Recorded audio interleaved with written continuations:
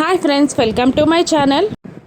కొడైకెనాల్ నుంచి తిరిగి వచ్చాక రాత్రిపూట లాన్లో అందరూ సమావేశం అవుతారు. సదాశివం గారు, నిర్మలమ్మ గారు అమర్ సోఫాలో కూర్చోగా ఆరు, బాగి, మనోహరి రాథోడ్ నిలబడి వాళ్ళ మాటలని వింటూ ఉంటారు. సదాశివం గారు అమర్ని ఇలా అడుగుతూ ఉంటారు, ఇంతకీ మన కుటుంబం పైన ఇంత పగ పెట్టి కక్ష సాధిస్తుంది ఎవరు నానా అని అనగానే అమర్ ఇలా అంటుంటాడు, ఇన్నాళ్ళు వాళ్ళు నా పక్కనే ఉన్నారు నానా అని అనగానే మనోహరి షాక్ అవుతుంది.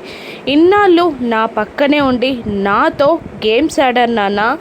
అమర్ మాటలనే వింటున్న మనోహరి, అమర్కి నిజం తెలిసిపోయిందా, నా గూర్చి అమర్కి తెలిసిపోయిందా అని టెన్షన్ పడుతూ ఉండగా అమర్ మళ్ళీ ఇలా అంటుంటాడు, పిడికిలిని బిగిస్తూ ఇలా అంటుంటాడు అమర్, వాళ్ళని బయట పెట్టే టైం వచ్చేసింది నాన్న, వాళ్ళతో తేల్చుకునే టైం వచ్చేసింది అని అమర్ అంటూ ఉండగా సదాశివం గారు మనోహరిని, అమర్ని అనుమానంగా చూస్తూ, నువ్వు ఎవరి గురించి చెప్తున్నావు అమర్, మనోహరి గుచ్చియే కదా, మనోహరి గుచ్చి నువ్వు చెప్తున్నావు కదా అని సదాశివం గారు అమర్ని అడగగానే మనోహరి షాకింగ్గా అమర్ వైపు చూస్తూ ఉండిపోతుంది.